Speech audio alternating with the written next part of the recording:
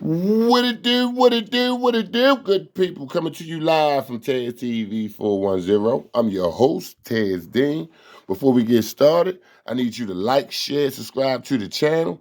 Anybody that's new to the channel, go ahead and hit that notification bell and that like, and don't forget to hit that like button. Hit that like button so every time I drop something, you can get all the new content. Listen here, you all see you on the screen, Magic Johnson. However, we're gonna start doing this recap of Winning Time. One of my favorite shows on TV right now. I love it. It's about the Los Angeles Lakers in the 1980s becoming one or the best sports franchises in the world.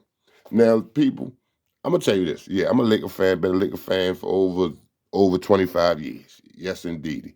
To the point that my son a Laker fan. So the season that we done had today, had this year, I was so glad that they came out with this at this time. I was so glad just to take my mind off of our shortcomings of a season. But that's neither here nor there. We'll talk about that in another video. Now, Winning Time is based off the book Showtime by Jeff Perelman. Yeah, it's based off that book. Winning Time is directed by Max Borenstein. It's a comedy drama series. Now, people, when I tell you the actor Quincy Isaiah that played Magic Johnson, man, he doing a heck of a job, man. He doing a heck of a job. But one thing I got out this first episode, I got some business out of it. I got culture, the revolution of basketball. I got mental health. I mean, man, this show is cool. You can get something out this show. I'm telling you. Dr. Bus, how when Dr. Bus came in, he was an outsider for real. Well, the other owners looked at him like an outsider. So he was just here for part-time, all because of what he was into, real estate. They thought he was gonna have the same type of business savvy when it came to that. However, you see him, Dr. Bus, man, this show will make you, if you was a basketball player, you'll see why Magic was so tight with him. Magic was like a son to him, man. But we're gonna talk more about Dr. Bus as we go along. Jerry West, he played this first episode. He was angry. I peeped a little bit of anger from him, depression. He was a former player that became coach. He won once. He lost all them championships and only won one, and that ate at him. It ate at him. It showed that. Now Norm Nixon, I like Norm Nixon, and I just found out that was Norm Nixon. That's Norm Nixon's real son that's playing his part. He's doing a good job also. But that first episode, he felt the pressure. He kept hearing Magic name, and he knew what position that Magic played now. So he felt a little pressure, a little jealousy, you know. So the first time him and Magic seeing each other was at a party. Now the crazy thing about it, this was a summertime, and this man had on a fur. So he did his best job of, and it worked at the time. I think it worked to intimidate Magic, tell him he ain't good enough yet. He from the country, just that and the third, and just try and make it a little hard for him mentally, right? They play a little one-on-one game, and Norm Nixon win. He win. So he put that doubt in Magic head that first year. Now, mind you, people. Let me say this. This is a show. This is definitely a show.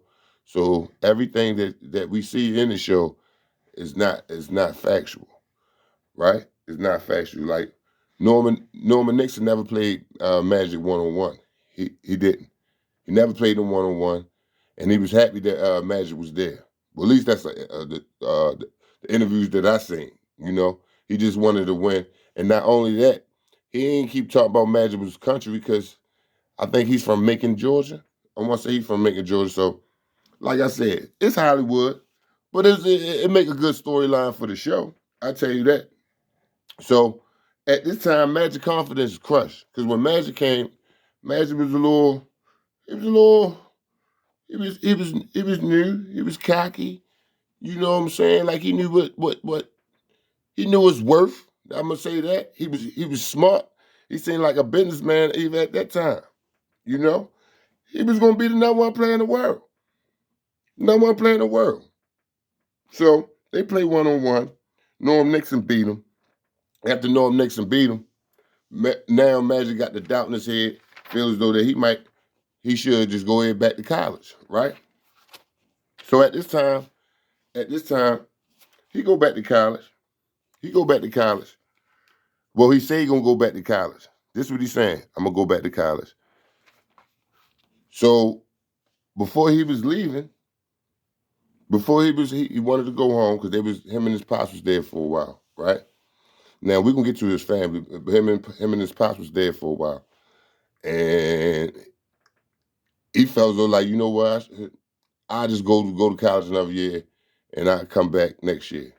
So he went to Dr. Bus, talked to Dr. Bus about everything. Dr. Bus say, come on, take a walk with me. Dr. Bus act like he got lost in his own arena, right, that he didn't purchase. And somehow Magic Johnson ended up wandering around into the gym. When he started wandering around, you know they had a ball in there. He had a ball in there. He get to playing with the ball, then he get to dreaming. Yeah, he get to dreaming. And then you know how that goes. If you play basketball or you play any sport, you by yourself when you're younger, you know, you do the 5, 4, 3, 2, all that. You play all them type of games in your head. That's what you do. However, after that, it was like, oh, all right, Magic's like, you know what? He felt as though that he could do it. Now, let me back up a little bit. And I'm gonna talk about Magic family. Before Magic and his father took the trip over to LA, and this was at the Magic won a national championship and everything. And Dr. Bush said he was gonna fly him out before he knew, for real, before he knew he was gonna be the number one pick. His mother, religious to the core, loved everything he was doing, but still trying to keep Magic grounded a little bit. I feel as though she was trying to keep him grounded. But Magic couldn't read it, he couldn't understand. He didn't think that she was really happy for him, but she was. She just wanted to, you know, keep him grounded. Now his father worked and showed that. Father's trash man. Father seemed cool. His father seemed real cool. His father seemed understanding. Try to break things down for him, even about his mother, and telling him everything gonna be okay. But when they went out there, and Magic and Dr. Bus and the old owner sat down. No, it wasn't even the old owner. It was the GM. Sat down. Now the GM, he showed a little racism to the point that, yeah, Magic wanted $600,000 to sign. He ain't want to give him that. He really did, but Dr. Bus was going to make that happen anyway.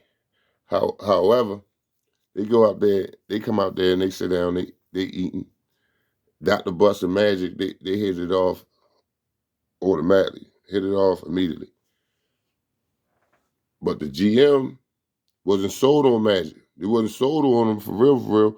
It was the first time they seen a point guard this big, and they didn't think it was going to work. To the point that the GM kept on talking to Jerry West because Jerry West did not want Magic. And some people say even to this day that Jerry West and Magic Johnson don't really see eye to eye, right? However, these two did not want Magic because they felt as though he was too tall to play the position, wanted to put him in the post. So they say this to Magic. You know, Magic ain't trying here. Well, they suggested they ain't go at it. Look what I'm gonna say. They didn't. They said it, but it wasn't like it wasn't like, oh, you know what, this is what you're gonna do, you know. But he knew it was conversations, right? So he knew it was conversation. So one thing about the show, and this is only episode one. This is only episode one. One thing about the show, man, It make you want to see how I'm watching YouTube now. It make you go back. It make you go back in time and just look. It make you go back in time and just watch how just watch the games. Watch how the games was played. Watch how they was the interviews on things they was saying. I mean, at this time, it's in the 80s. The NBA was wild. The NBA was kind of wild. Well, at least that's what Michael Jordan said, right? So that was my recap of one. This is my recap of episode one. You know, hope y'all enjoy it. And I'm gonna drop episode two because right now I want to say we on episode 6 or 7.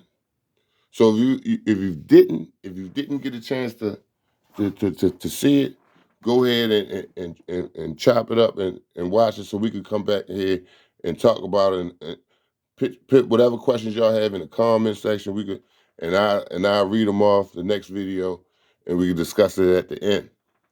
Now, one more thing I like to say, shout out to Rick Fox because at the end of the show he do a recap also.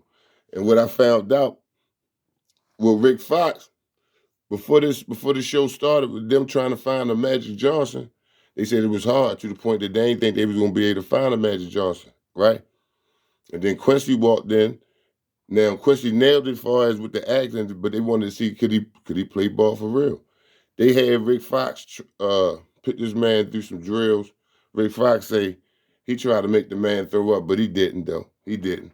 And as you can see, he has a part, and Quincy doing a outstanding job. But you can get a lot from this. Like I said, Jerry West showed some depression. He showed some mental illness. He showed some depression on him being a loser in a championship all that time, right? He showed he was angry all the time. He was angry to the point that he breaking things. I mean, as you see, Jerry West is the great GM that he is today and Hall of Famer, so you see he got over that. But we're going to talk about the rest. Coming live from Ted's TV. If you stayed for the whole video, I appreciate it. Until next time.